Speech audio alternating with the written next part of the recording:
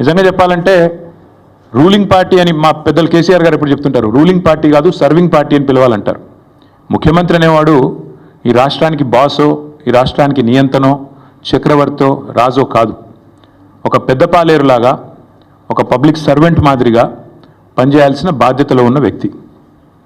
మంత్రి అయినా, ఎమ్మెల్యే అయినా, ఎమ్మెల్సీ అయినా మేమందరం కూడా వేరే పబ్లిక్ సర్వెంట్స్, మేమంతా ప్రజాసేవకులం. ఈ విషయం మర్చిపోయి తనకు రాజ్యాంగబద్ధమైన పదవులు ఉన్నా అన్న విషయాన్ని పూర్తిగా ఇంగితం కోల్పోయి రేవంత్ రెడ్డి గారు చేస్తున్న దురుసు మాటలు, దురుసు వ్యాఖ్యలు ఏవైతున్నాయో వారి కొన్ని విషయాలు నేను గుర్తు చేస్తూ ఉన్నా. మనందరం కూడా public servants, we're all public servants including you.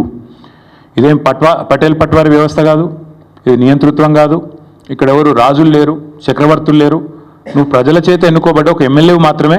ఆ ఎమ్మెల్యేలు మీ కాంగ్రెస్ పార్టీలో మెజారిటీ మంది నిన్ను ఎన్నుకుంటే నువ్వు ముఖ్యమంత్రి అయినావు తప్ప నువ్వేమి రాజువు కాదు, నియంతవు కాదు. పేరుకేమో ప్రజాపాలన, కానీ చూస్తే మరి ఈరోజు ప్రజాస్వామిక స్ఫూర్తి అనేది కనీసం అనుమాత్రం కూడా మీరు చేసే ఒక్క పనులు కూడా కనబడతలేదు. ఎంత దుర్మార్గంగా మొత్తం దేశం మొత్తం చూస్తూ ఉంది. ప్రజాపాలన అనే అర్థానికి పాతర వేసి బుల్డోజర్లతో, జేసీబీలతో మేము పాలకులం, మీరంతా నా కాలు కింద చెప్పులాగా ఉండాలనే విధంగా మీరు బానిసలు అన్నట్టుగా ఒక విచిత్రమైన మానసిక రోగంతో కదా బాధపడుతున్నట్టుగా రేవంత్ రెడ్డి గారి ప్రభుత్వ వ్యవహారం ఉంది. మాట్లాడితే గవర్నమెంట్ భూమి, అసలు గవర్నమెంట్ భూమి ఏంది? రోడ్లు, చెరువులు, గుట్టలు, రాళ్ళు, రప్పలు, నేను గవర్నమెంట్ కాబట్టి నేను ఇష్టం ఉన్నట్టు చేస్తా, నా భూమి.